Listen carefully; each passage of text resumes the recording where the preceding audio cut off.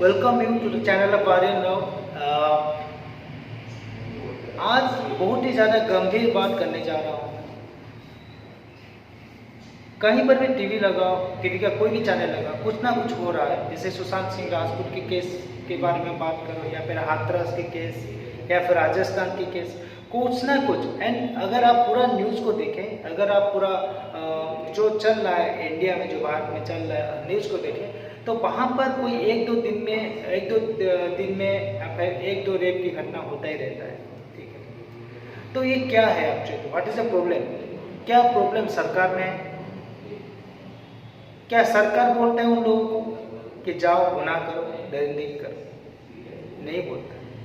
चाहे वो कांग्रेस गवर्नमेंट हो या फिर बीजेपी गवर्नमेंट हो, कहीं पर भी कोई भी गवर्नमेंट हो, तो वो लोग नहीं बोलते। हाँ, उसके बाद जो स्टेप उठाना होता है वो डिपेंड करता है गवर्नमेंट के ऊपर। लेकिन मैं अभी जो बात करने वाला हूँ वो बात रिलेटेड है why this type of thing happen, क्यों ये दरिंदगी होता है, क्यों ये हैवानियत होता है, एंड इस हैवानियत, इस दरिंदगी को हम कैसे रोक सकते हैं। क्या मुझे या आपको, कोई ऐसे आदमी को इसके बारे में कहने का हक है? पहले ये सोचिए। अगर आप रास्ते में जा रहे हैं, कोई लड़की को, कुछ लोग उसको प्रॉब्लम क्रिएट कर रहे हैं, कुछ लोग उसको डिस्टर्ब कर रहे हैं, कुछ लोग उसको परेशानी पैदा कर रहे हैं, आप वहाँ पर खड़े होते हो, क्या आप उसको सपोर्ट करते हो एंड उसको मोरल सपोर्ट देते हो, वहाँ पर खड़े होते हो एंड उन लोगों को बोलते हो कि आप एक गलत कर रहे हो? अगर कर रहे हो देन आप हक रखते हो इसके बारे में बोलने के लिए। मैं रास्ते में जा रहा हूँ या फिर आप रास्ते में जा रहे हैं, 10-15 एक लड़की को या फिर कोई भी हो, जब उसको परेशान करते हैं तो हमारे दिमाग में आता है कि वो तो मेरी बहन नहीं है, वो तो मेरी बेटी नहीं है, वो तो मेरी माँ नहीं है, so why should I stand. ये जो सोच है, यही सोच इन लोगों को हिम्मत देता है। पहला पॉइंट है। दूसरा चीज़ है, हम जो देख रहे हैं व्हाट एवर आई से, इसका इम्पैक्ट हमारे ऊपर आता है। कोई भी पिक्चर देख लो, 90% से एबव पिक्चर देख लो, उस पिक्चर में क्या होता है क्या एक्चुअली एंटरटेनमेंट के नाम पर क्या होता है? एंटरटेनमेंट के नाम पर यही सब होता रहता है, एक्शन होता है, यही सब होता है। इसको मिलाकर एक एंटरटेनमेंट पैकेट करके डाल देते हैं आपके सामने एंड आप इसको एंजॉय भी करते हो। यहीं पर प्रॉब्लम है।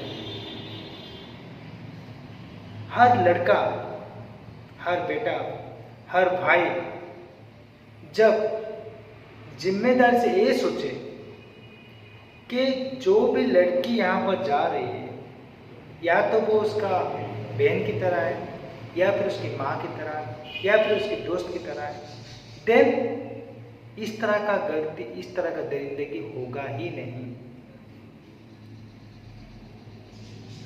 हम समाज को एंटरटेनमेंट के नाम पर जो दिखा रहे हैं उसका एक बहुत अच्छा इम्पैक्ट पड़ता है और बुरा भी पड़ता है। और बुरा जो इम्पैक्ट होता है बहुत ज़्यादा पड़ता है दिमाग के ऊपर। उसके चलते कुछ लोग बहक जाते हैं, दरिंदा बन जाते हैं, हैवान बन जाते हैं।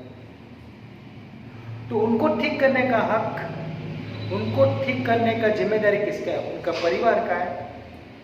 वो खुद उसकी जिम्मेदारी, मतलब वो पर्सन जो इस तरह से दरिंदगी करता है, वो उसको अपने आप को चेंज करना चाहिए। हम क्या कर सकते हैं? What we can do? हम अभी खड़ा होकर यही कर सकते हैं कि इसको अच्छे से, मतलब पनिशमेंट इतना भयानक होना चाहिए कि इस तरह की सोच रखने वालों का रूह काम जाए। यही कर सकते हैं। सिर्फ यही नहीं, बहुत कुछ कर सकते हैं। क्या कर सकते हैं? आप अपने आप से आप क्या हैं? अगर 130 करोड़ भारतीय हैं, उनमें से आप एक हो, तो 1/130 करोड़ प्लस 1/130 करोड़ इस तरीके से अगर ऐड करते जाए तो फिर 130 करोड़ मिलता है। मतलब आप भी एक पार्ट हो उसमें। तो हर एक पार्ट अगर अपने आप को सही करने का सोचेगा, अपने आप को बदलने का सोचेगा, तो इस तरह का दरिंदगी होगा ही नहीं। हर इंसान अगर खुद को बदलने की कोशिश करेगा तो इस तरह का दरिंदगी होगा ही नहीं। ये फैक्ट है। हमको ये सोचना कि ये हो गया। अच्छा, ये और एक बात देख लो, यहाँ पर जोगी जी ने, यहाँ पर जोगी जी जो मुख्यमंत्री हैं यूपी के, वो 25 लाख दे दिए उनके परिवार को, किसी एक को जॉब दे दिए, वो लोग ले भी लिए। I am surprised. उन लोगों को खड़ा होना चाहिए था, उन लोगों को बोलना चाहिए था कि जब तक उन दरिंदों को पकड़ा न जाए, उनको पनिशमेंट ना मिले, तब तक हम कुछ भी चीज नहीं लेंगे। ये होना चाहिए। और जोगी जी ये पैसा क्यों दे रहा है, कैन अंडरस्टैंड। क्या ये पैसा इसीलिए है कि उनका बेटी मर गया है? क्या ये नौकरी इसीलिए है कि वो आवाज ना उठाए?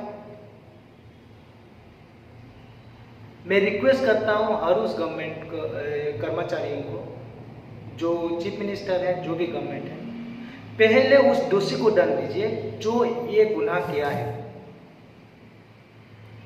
That is more important. उसके बाद जो मुआवजा वगैरह देना है दीजिए, लेकिन पहले उस लड़की के शरीर पर और मन पर, आत्मा पर जो अत्याचार हुआ है, जो लोग ऐसे किए हैं, उनको बहुत अच्छी तरीके से पनिशमेंट दीजिए कि सबको एक संदेश मिले। जितने भी इस तरह का सोच सकते हैं उनको एक संदेश मिले कि इस तरह का कानून भी है। तो अभी कानून बदलने के टाइम आ चुका है।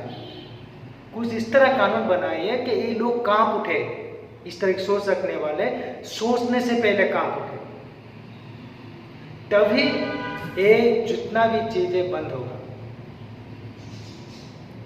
पहला चीज, सब अपने आप को बदलने की कोशिश करें।